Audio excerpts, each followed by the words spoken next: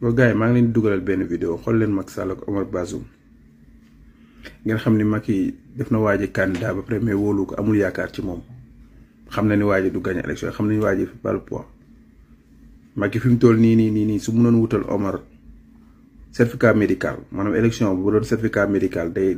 candidat mun na ko wut pour ñu pousse élection yi dina wutal waaji certificat médical mënu koo supporter def na ko candidat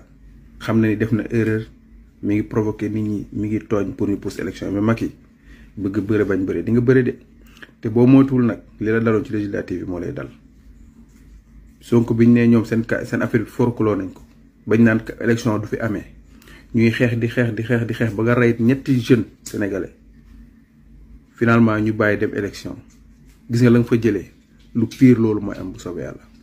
sa poulain bi ba wutu poulain bu kenn yaakaarul dina ko duma yu metti incha allah dogal.